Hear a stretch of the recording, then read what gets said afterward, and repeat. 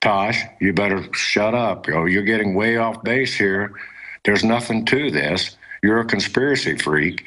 Why do you want to take pop shots at Obama? He's a good man.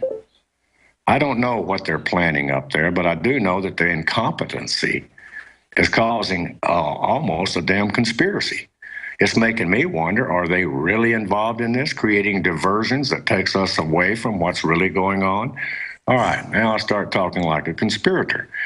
All right, so I have to vet the information. In other words, I've told people, and I told them on your program, don't believe anything I tell you, don't believe anything you tell them.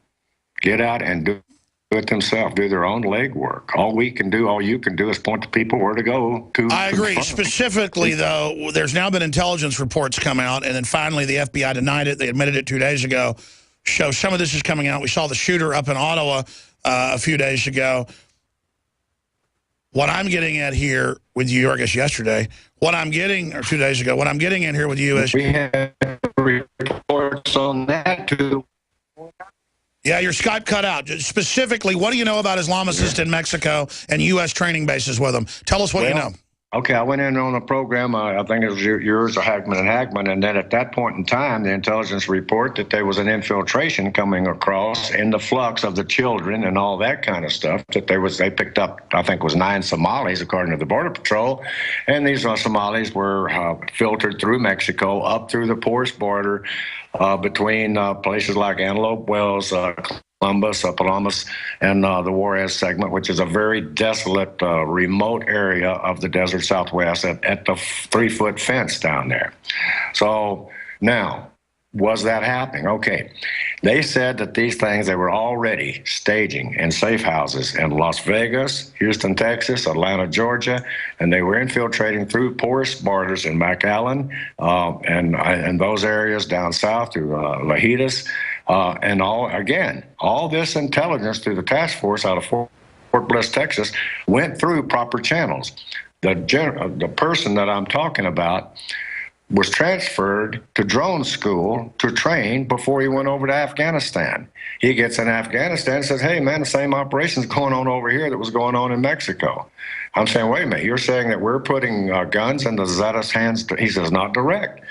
You know what? Okay, so anyway, they asked me at one time, this is 209-210, would I come down there and so they could show me something. So I went down and saw a warehouse, and I saw the warehouse packed full of salt, and I even tried to take pictures of it and put tracking devices on the vehicles, which was all recorded by Narco News and Salem News. Mainstream media contacted me and said I was crazy, that there was nothing to it, and that's why they could not use it, and they had got that information from this administration. So then someone tells me, Mr. Plumlee, be very careful because the administration's out to get you. They're going to subpoena you. I said, okay, fine.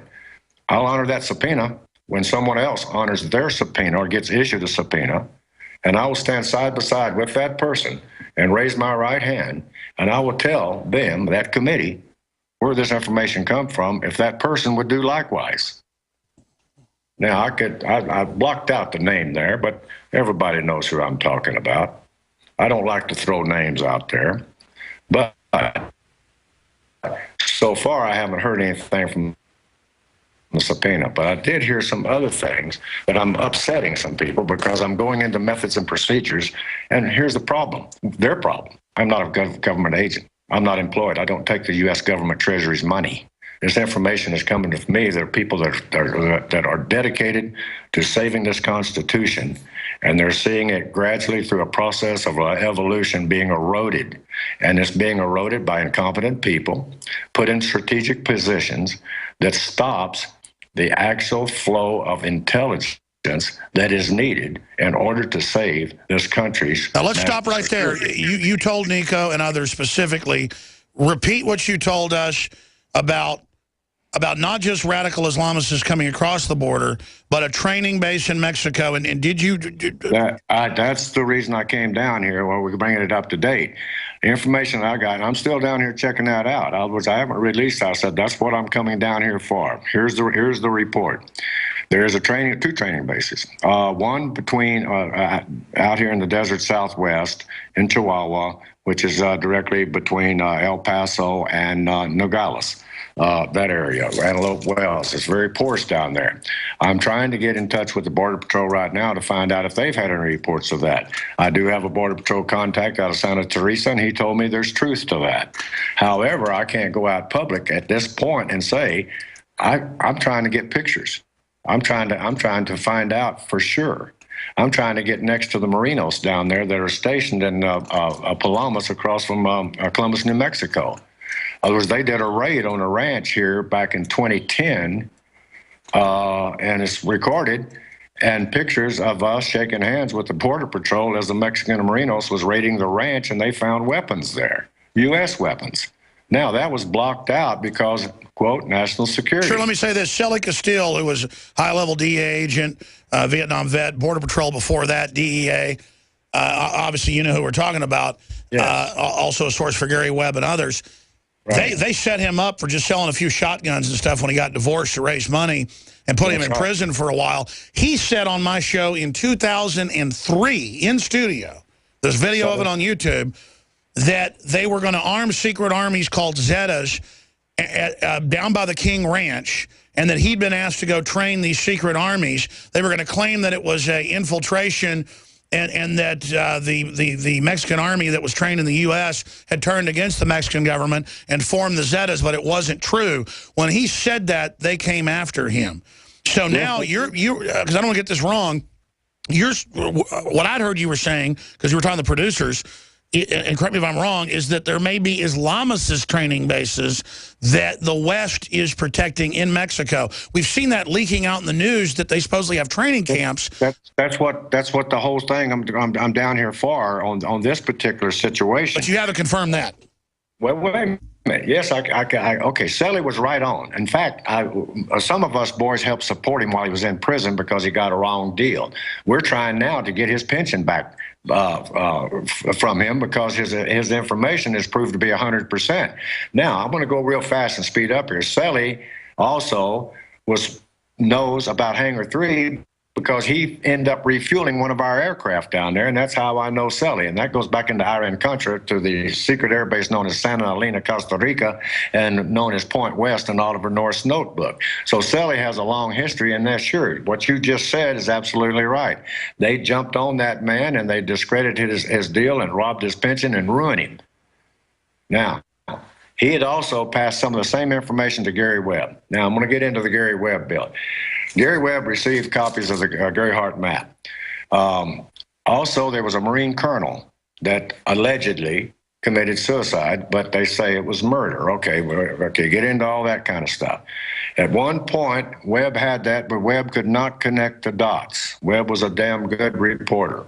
He could not connect the dots to where Sabo had direct contact that these drugs were coming in and being pilfered out of El Toro to the black community in L.A., basically Ricky Ross.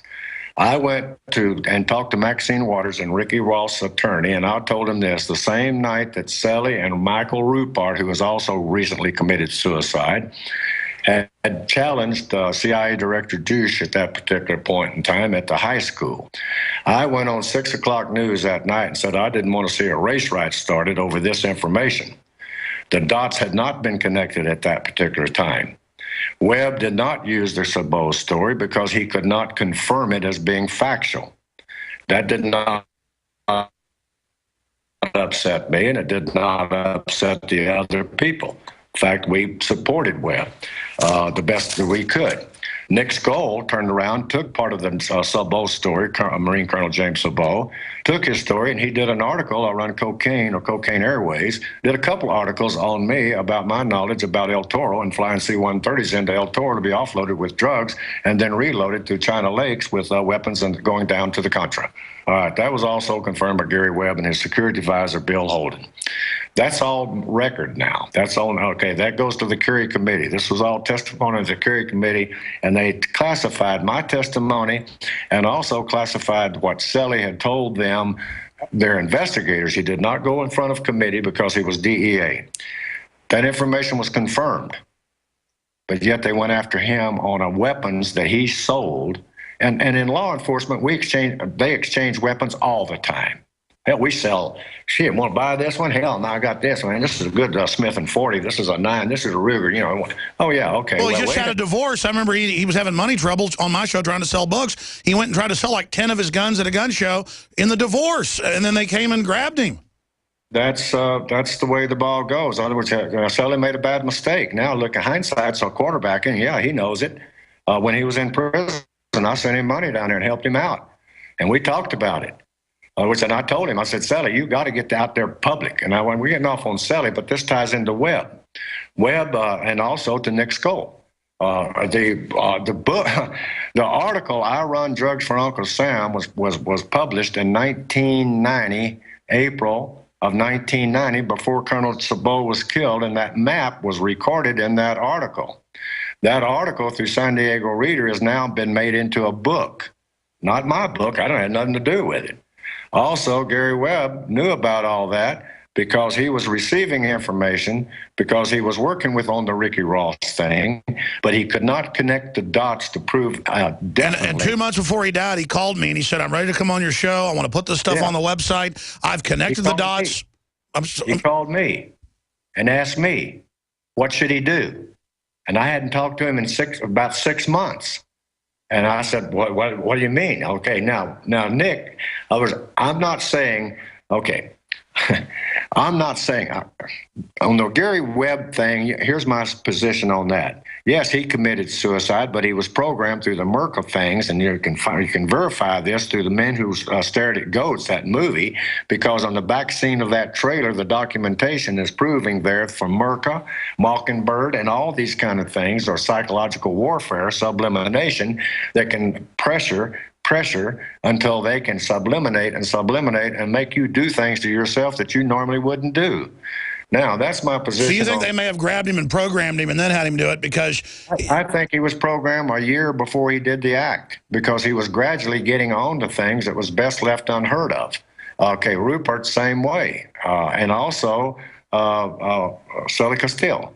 And I'll tell you some other people out there as good people. DEA, Hector Bareilles, and Phil Jordan, the El Paso intelligence. Okay, they've got the whole story.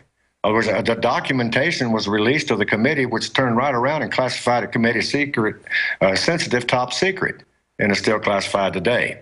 So here we are, the people that was involved in these ops, having to fight our own government to get our stories vetted and public in order to stop this money flow that's going into campaign contributions through the sale of illegal arms international.